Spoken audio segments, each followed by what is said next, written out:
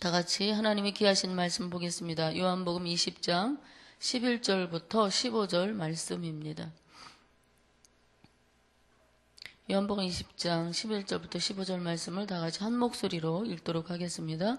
마리아는 무덤 밖에 서서 울고 있더니 울면서 구부려 무덤 안을 들여다보니 흰옷 입은 두 천사가 예수의 시체에 누웠던 곳에 하나는 머리편에 하나는 발편에 앉았더라. 천사들이 이르되 여자여 어찌하여 우느냐.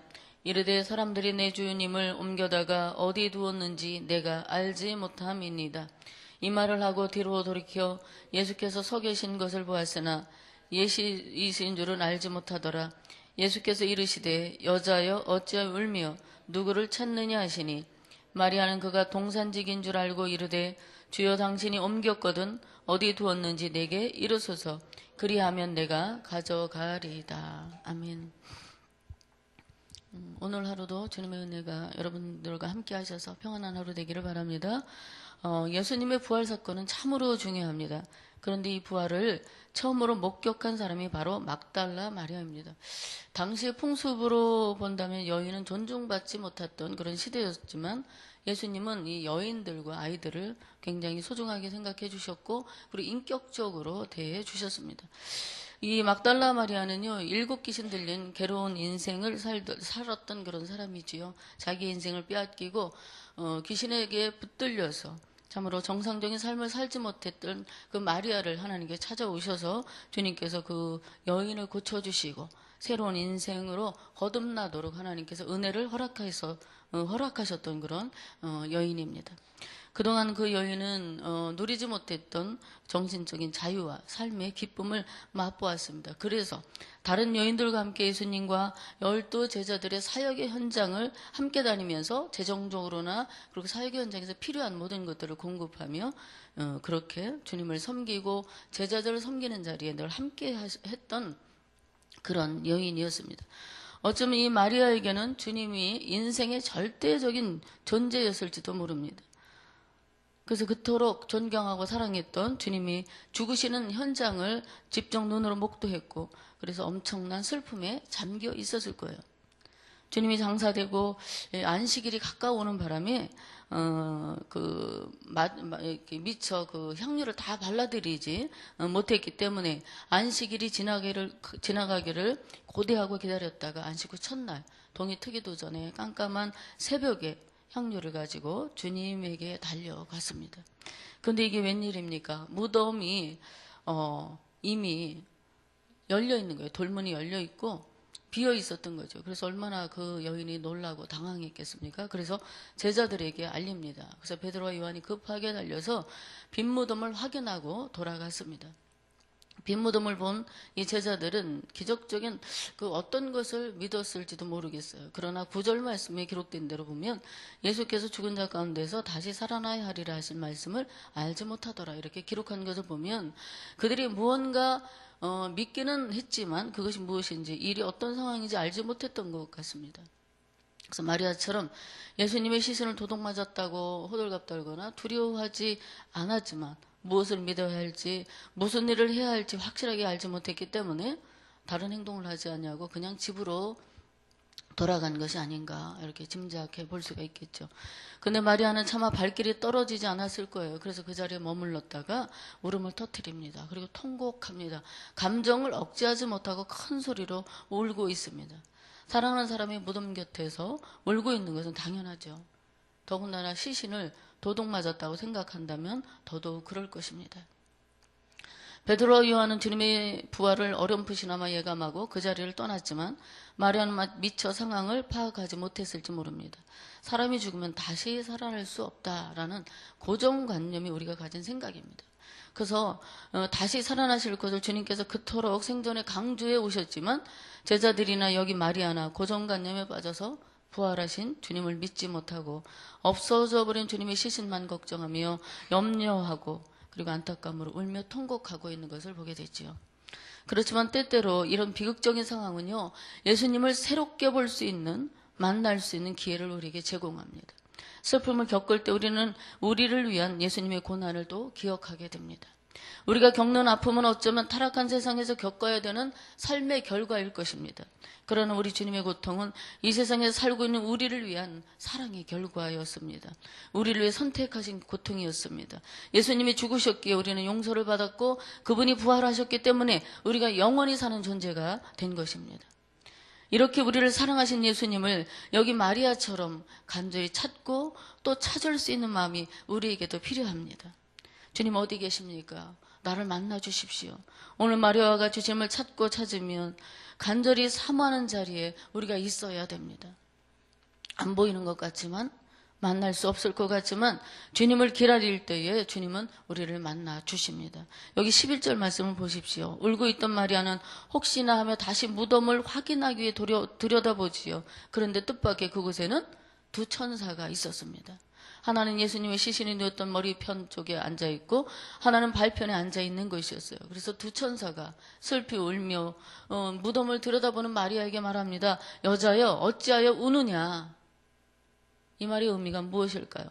여자여 너는 주님께서 부활하셨다는 사실을 모르고 있느냐.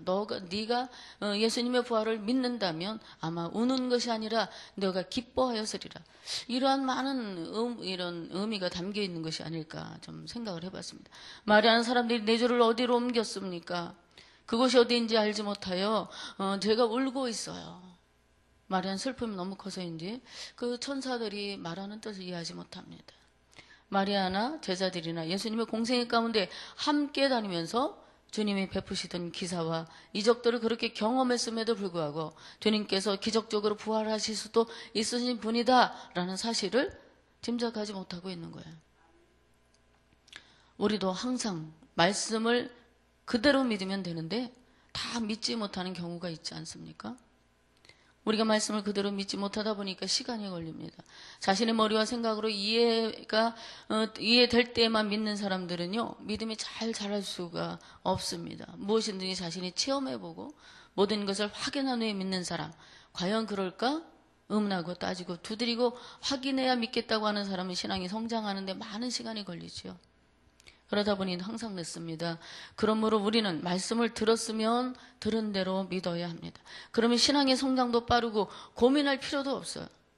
결국 예수님의 말씀대로 믿음대로 되는 역사가 있게 되는 것입니다. 예수님이 십자가 달려 죽으신 건 부활하심도 믿고 승천하심과 천국과 재림과 또 우리에게 영원한 생명이 주어졌다는 사실을 말씀대로 믿으면 되는 것입니다. 여러분 기도응답이 있다는 사실을 믿으십니까? 우리에게 축복의 약속의 말씀이 그대로 이루어질 것이라는 것을 믿으시기를 바랍니다. 막달라 마리아는 예수님의 빈 무덤을 보고 예수님의 부활을 믿기 시작했으나 아직 확신이 없었어요. 예수님의 빈 무덤은 부활의 상징입니다. 살아있는 자는 무덤에 있을 필요가 없는 것이지요. 무덤은 죽은 자를 위해 필요한 것입니다. 마리아는 주님을 순전한 마음으로 따르는 믿음이 있었지만 보다 더 높은 믿음의 세계를 아직 바라보지 못하고 있다는 사실입니다. 이유는 무엇입니까? 주님을 지극히 사랑하기는 했지만 고정관념에 사로잡혀서 주님의 말씀을 온전히 믿지 못했기 때문이다 라고 한번 생각해 볼 수가 있습니다. 천사에게 주님이 어디 계신지 몰라서 울고 있어요 라고 대답을 하고 뒤를 돌아섰는데 그곳에 주님이 계셨습니다. 근데 알아보지 못합니다. 여자여 어찌하여 오느냐? 누구를 찾느냐? 주님이 이렇게 말씀하시지만 마리아는 여전히 주님을 알아보지 못하고 동산직인 줄 알았다 라고 성경은 말씀합니다.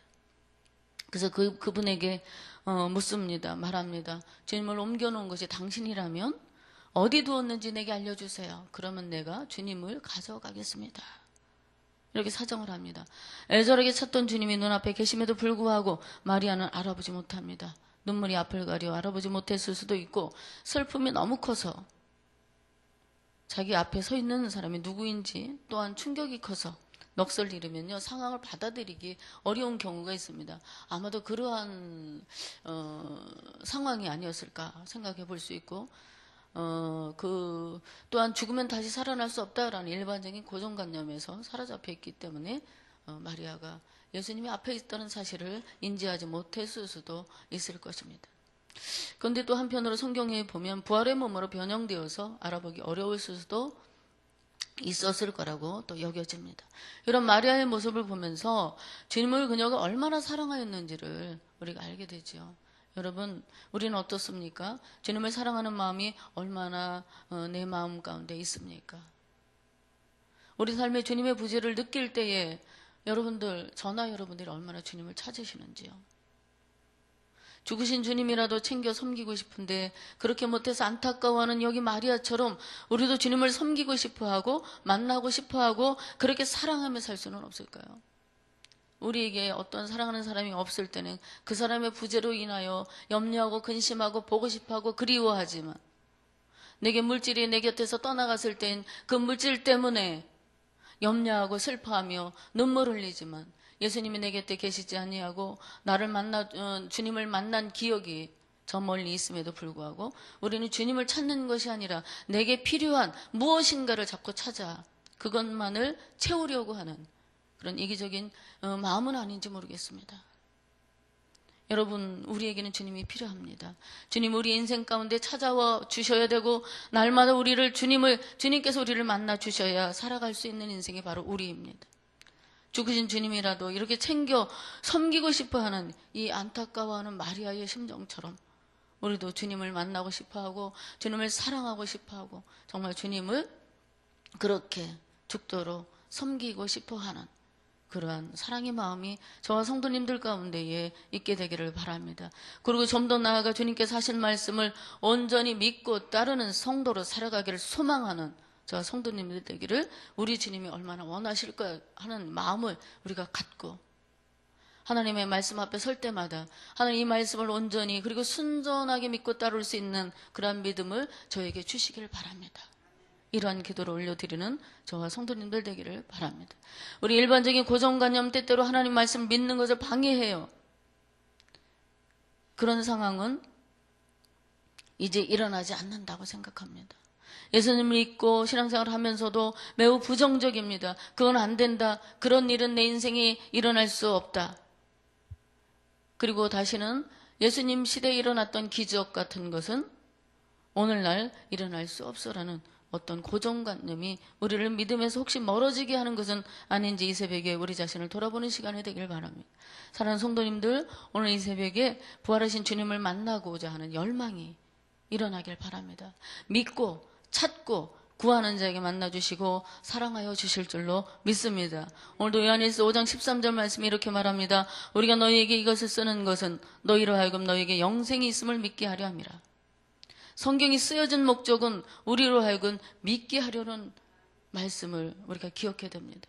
우리에게는 영생이 있습니다. 부활이 있습니다. 우리가 죽어도 다시 사는 자임을 믿게 하기 위하여 쓰여진 성경을 있는 그대로 믿음으로 받아 말씀의 복을 누리시는 저와 성도님들 되기를 간절히 소망합니다. 기도하겠습니다. 사랑하는 아버지 하나님, 우리가 인생을 살아오면서 가지고 있는 고정관념이 때때로 하나님과의 만남을 그리고 기적을 불신하게 되는 것을 경험합니다. 예수님의 십자가에 달려 죽으신 것, 부활하심도 믿게 하시고 승천하심도 믿게 하시고 천국과 재림을 약속하신 말씀을 그대로 기록된 대로 믿는 자가 되게 하여 주시어서 영원한 생명을 보장받을 수 있도록 축복하여 주시옵소서.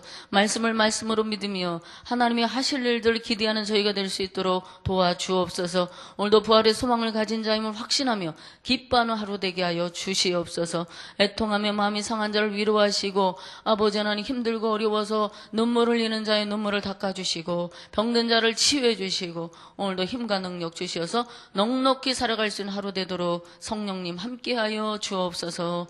예수님의 이름으로 기도하옵나이다. 아멘. 우리 오늘 교회 공동기도문 사역입니다. 성경대로 우리 사역의 지평이 온 의지를 품게 하옵소서. 위원회 사역, 교구 사역, 말씀 삼 성경대학 사역을 축복하셔서 말씀과 성령의 충만으로 인격과 일상이 거룩해지게 하옵소서.